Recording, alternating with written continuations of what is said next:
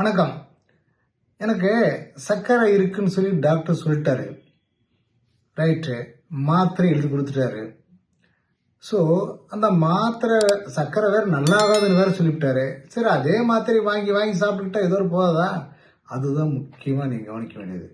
ஒரு தடவை சர்க்கரை வந்துட்டா இப்போ இருக்கிற சூழ்நிலையில நம்ம மாத்திரையோடு தான் வாழ்ந்தாகணும். முழுசாக குணம் இல்லைன்னு நம்ம தெரிஞ்சுக்கிட்டோம் டாக்டர் சொல்லி.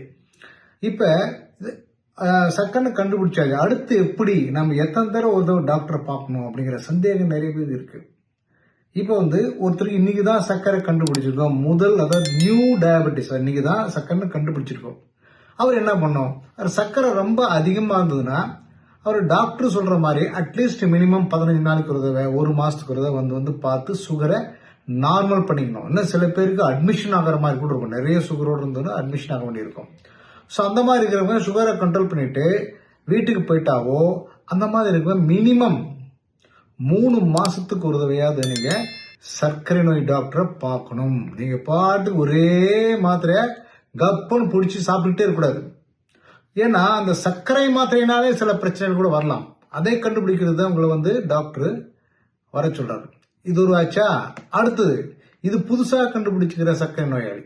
சில பேர் 5 வருஷம் 10 வருஷம் 15 வருஷம் 20 வருஷம் சுகர் இருக்கும். அந்த மாதிரி இருக்கிறவங்க என்ன பண்ணணும் அப்படின்னு பாத்தீங்கன்னா, அவங்களுக்கு ஏதாவது பாதிப்பு இருக்கும். ஹார்ட், கிட்னி, கால் நரம்பு, கண் பாதிப்பு, வயிறு பாதிப்பு, நரம்பு பாதிப்பு இருக்கும். அதனால அவங்க அடிக்கடி டாக்டர் சொல்ற மாதிரி அப்பப்ப எல்லாத்தையும் செக் பண்ணிக்கணும்.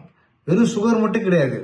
அதனாலதான் என்னன்னா மினிமம் 3 மந்த்ஸ்க்கு ஒரு தடவை HbA1c, அந்த ரத்தத்துல கொழுப்பு, உப்பு, கிட்னி, ஹார்ட் எல்லாம் செக் பண்ணிக்கிறது ரொம்ப ரொம்ப முக்கியம். அதனால சர்க்கரை நல்லா ஆகல, மாத்திரை சாப்பிட்டுட்டே இருக்கலாம் அப்படின்னு நீங்க கம்ப்ளீட்டா நிறைய பேர் மாத்திரை வாங்கிட்டு போயிடுவாங்க.